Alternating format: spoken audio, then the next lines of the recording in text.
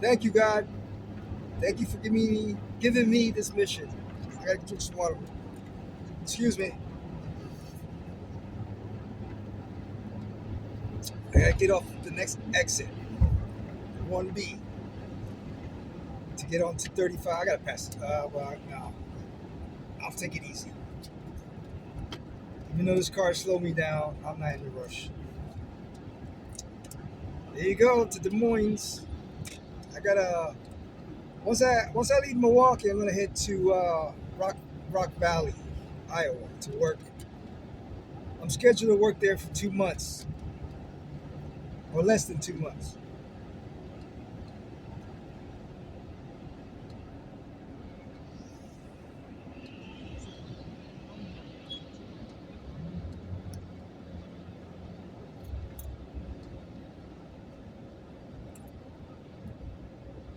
Yeah, so here I am, addicted to heroin.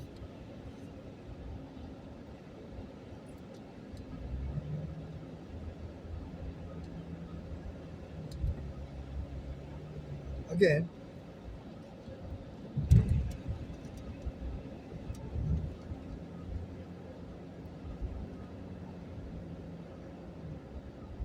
But the day, let me think. Yeah, I got tired of doing heroin because it was costing so much, and I wasn't making that much money, and I was living with my girlfriend in Saraville, New Jersey. So some of that money had to go to the bills, and some of that went to provide for my addiction. We ended up breaking up because of it. But anyway, I ended up getting on methadone, which is worse than heroin. I didn't know, but they offer to you as a so-called solution to get off of heroin. So and it's cheaper than heroin. And they give you, I think they were giving me like 30 milligrams of methadone. It's not like the meth they smoke. It's different. It's actually a FDA approved medicine that is harder to kick than heroin. Because what it does is seeps into your bone marrow, and once you start to try to get off of it, oh my God, you're talking about pain, extreme pain. I was unable to walk. Every bone in my body was so sore. I would take little baby steps in order to walk to the bathroom. It took me forever to get to the bathroom.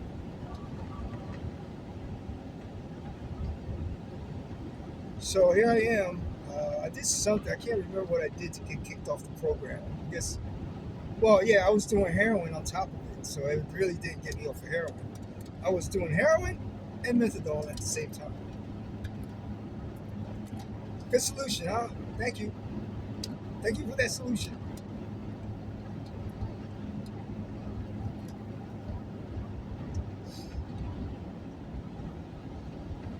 So yeah, oh, another person off the road. Man, what's up with these people out here? Gosh, I don't know how many vehicles. At least I would say around 8 or 9 of them already ran off the road, and I'm not even in Missouri yet.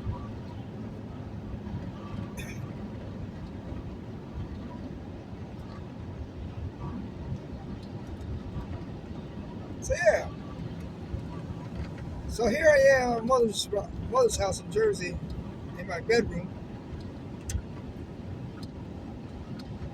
kicking heroin, kicking methadone, because I had no money. I ran out of money, and my mother was going to help me support my habit. So I got so sick, I was throwing up. It was coming from all over the place. I mean, I was running to the bathroom constantly, so it was coming out of both orifices. Oh my God, I lost so much weight until a few days later, my mind I guess because of all the pain and suffering that I was going through withdrawal, I was withdrawing from heroin and methadone. I experienced so much pain, anxiety, and so much discomfort, and I wanted it to stop. I wanted it to stop, and then one morning it did stop. Almost when I got up that morning, I was almost euphoric, almost almost like in a Zen state of mind. That's when all these images started pouring in. I was seeing images and things I couldn't understand, but my spirit understood it. I just Here I am visualizing everything that's happening. All these stories. I mean, as it happens, and I'm trying to figure out what it means.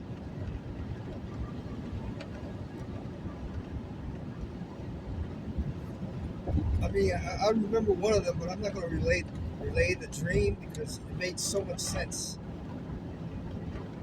I'll maybe reveal it later, but I know the meaning of it now,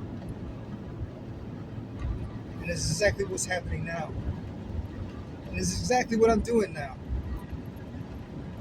Okay, that was like 15, 16 years ago when I see these images and visions that I did not understand, but I do understand it now.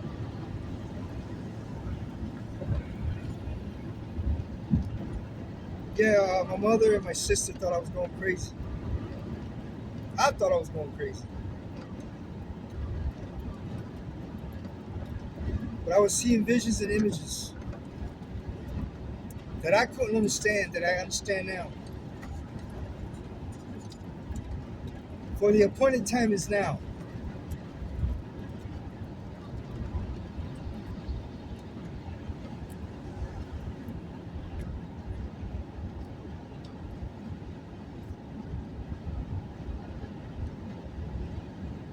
So yeah, I would pop out of the room once in a while just to use the bathroom. One day, uh, I popped out. My sister walked by, and I started talking to her about the images and visions I've seen, and then she looked at me like, I don't want to hear it. Yeah, she didn't want to hear it. It was for her to hear anyway, but I just needed someone to hear, someone to tell. Well, that person is that really listened and heard my visions and my images that I've seen, and the one that really paid attention to me was John Love. Thank you again, John Love. Thank you again, Chris Barnes, the Hermanton Police Department, and my family that support me. You know who you are. I can see who's on the list.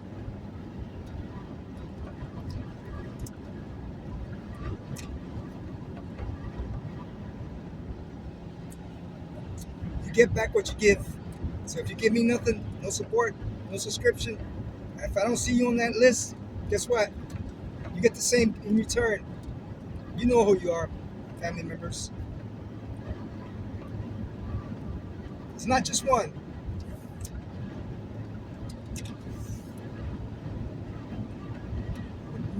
But you know who you are. And I'm going to do this without your help. Thanks for your help. Thanks for nothing. Because that's what you're going to get in return. Nothing.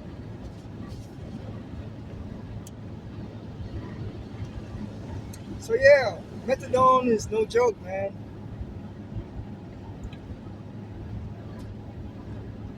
Methadone is no joke. Another car, maybe. I don't know. Looks like a truck. No, it's pulled over.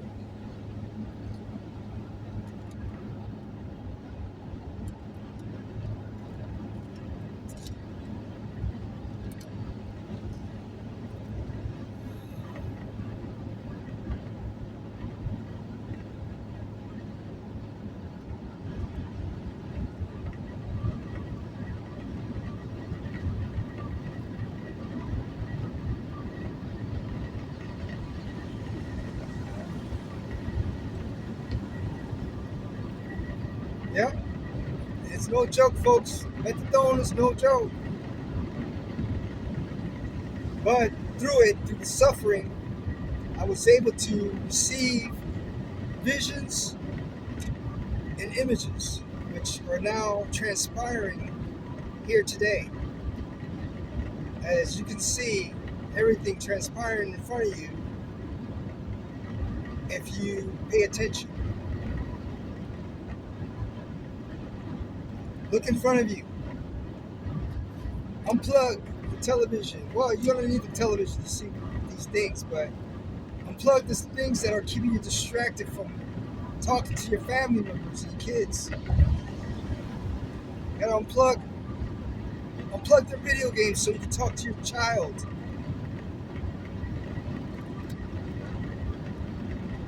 You gotta unplug.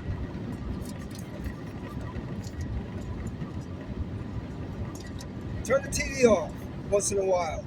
It's all right to see it once in a while, but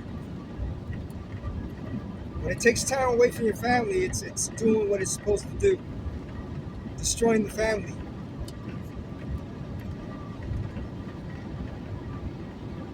So yeah,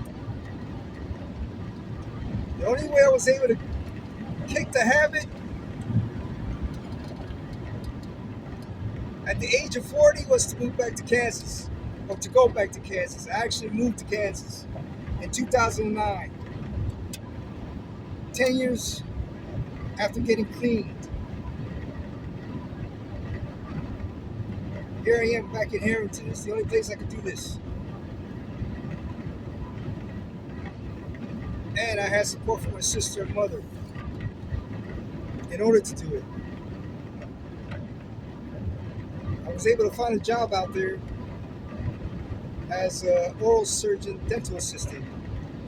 I've done that kind of work for like 10 years. It was pretty good. I enjoyed it. You know, I enjoy the extractions. I enjoy the bone grafting, the mouth wiring, the removal of tumors. I've seen some horrible situations. I seen this little young girl. She was a cute little girl. She must have been like 5 years old. It broke my heart to see her like this. But we did a panoramic film x-ray, and it showed that she had a tumor on her right side of her mouth, her jaw, which was eating into her bone. And she only had maybe like 2 or 3 millimeters of bone left in her jaw, where it connects to the upper jaw. Right? And the oral surgeon didn't even have to tell me. I performed so much surgery with him that I told him, "What's that? Isn't that a tumor?" He said, "Yes." So what he had to do was bring the girl's mother in and explain to her that she has a tumor and it's eating her bone out. And she could easily break her jaw if somebody bumps into her. That's how bad it was. And the only help he offered her was, I can't do anything for her. The only people that could do anything for her is probably, I think it was some kind of university or some kind of dental school in Pennsylvania. That was pretty sad, man. I ended up crying after she left. Because I know, oh my God, they might have to repair the whole bottom jaw, replace it with a metal jaw or something, because she will never be normal again. But yeah, her lower jaw, I think they had to replace it. Or, yeah, they had to replace it. I would think they had to replace the whole lower jaw.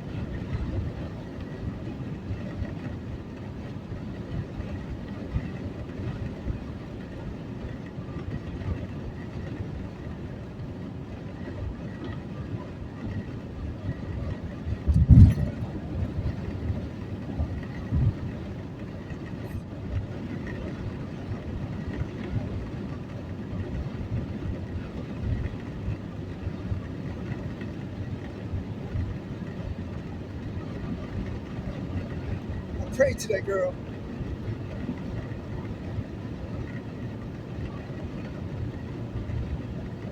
And I hope she's doing fine.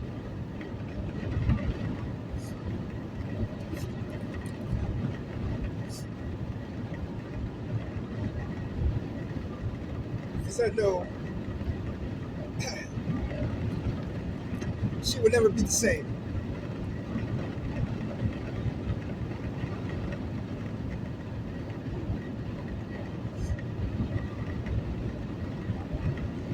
I hope she's doing well. And I hope she's she's successful in life.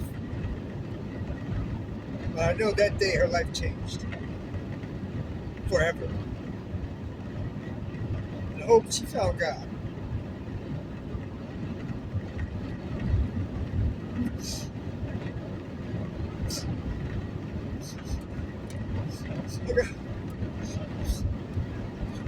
I gotta pull the plug.